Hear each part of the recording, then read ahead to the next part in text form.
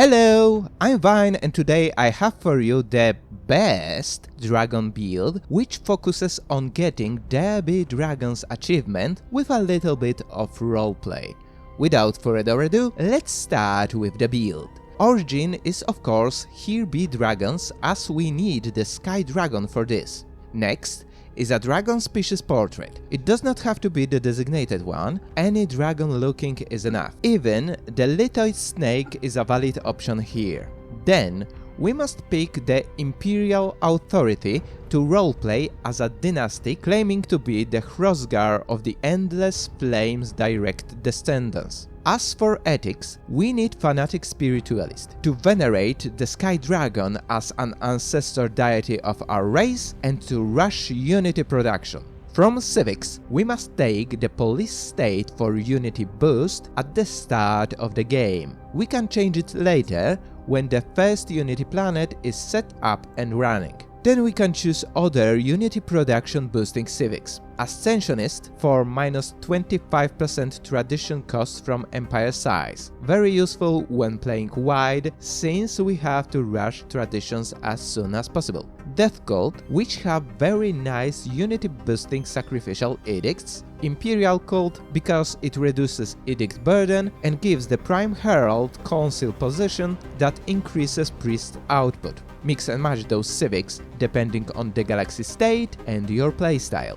As for traits, we need two, Natural Engineers and Traditional. Natural Engineers to quickly research living metal tech, as we need it to unlock the ability to produce more dragons. Traditional is for Unity Rush, of course. Now, let's jump into the game and talk about options there. From traditions, we need prosperity for unity production, but also because this is an awesome tradition tree and always a good choice. From perks, we must take One Vision for plus 10% monthly unity and to reinforce the Kami descendant dynasty monomyth that our empire is built on.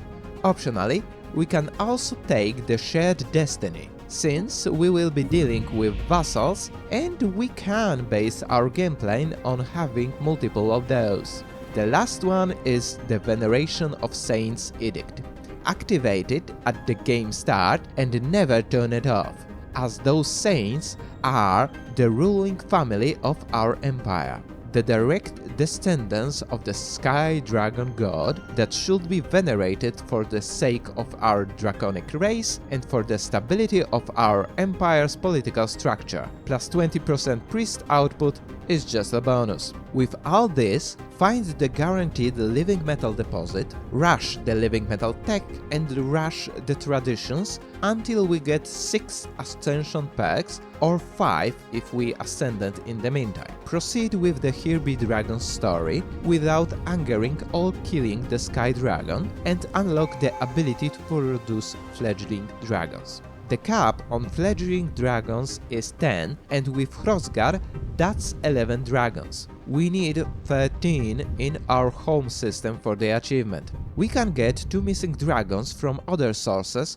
but that's random, so let's cheat the system. For this exploit, we need to acquire ourselves at least 1 vassal and lend them a fleet with at least 2 dragons. Fledgling dragon cap should go down, but full game reboot may be required for this to happen. Then produce fledgling dragons right to their cap and wait for the landed dragons to return. Done! We have 13 dragons in our home system, the achievement is ours. Of course, this may be patched someday or create some game issues since it is an exploit, but for now we can use it to spam as many dragons as we wanna. Now, time for evaluation. In multiplayer, it's a scaly play. Getting dragons in your fleets without killing and raising them is very off meta and should not be used on competitive or even casual servers. But it's good for RP servers. In single player, it's an achievement hunt. If you didn't get There Be Dragons achievement by now, this empire is the best one to do it. As for roleplay, It's the Dragon Dynasty. I tried to make this empire as flexible in roleplay as possible, but direct inspiration was the myth of the Japanese Imperial family having a divine bloodline. So, you can do a Space Samurai Dragons if you wanna, and that's cool. Anyway, what do you think about this build? Write your opinion in the comments, and see you later!